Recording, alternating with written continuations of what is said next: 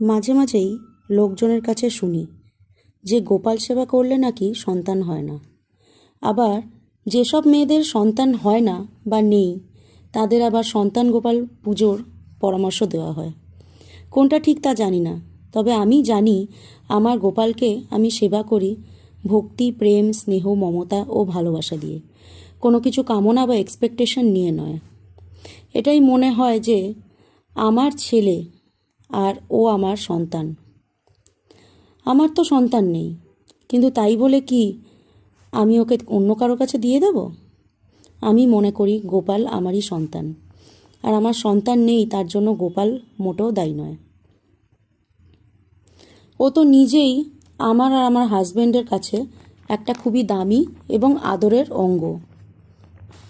তাই ওকে আমাদের কারোরই পক্ষে অন্য কারোর কাছে দিয়ে দেওয়া বা মন্দিরে দান করে দেওয়া বা গঙ্গায় ভাসিয়ে দেওয়া সম্ভব নয়। আমার স্কুল থেকে এসে গোটা দিনটাই কাটে গোপলুকে নিয়ে। আমাকে আবার কেউ কেউ পরামর্শ দিয়েছে যে গোপালকে যেন আমি কোথাও দিয়ে দিই, তাই জন্যই নাকি আমার সন্তান নেই।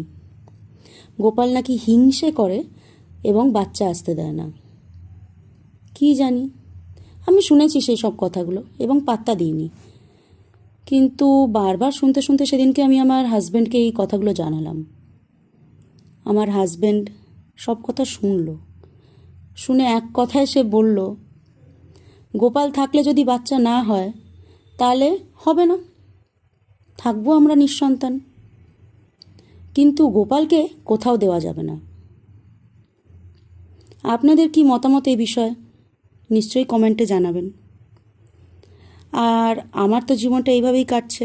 আমি খুব ভালো আছি আমার সন্তানকে নিয়ে, গোপালকে নিয়ে।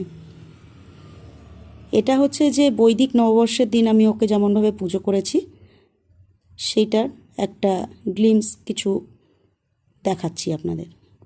যাই হোক, ভালো লাগলে চ্যানেলটা সাবস্ক্রাইব করে রাখবেন। আজকের মতন টাটা।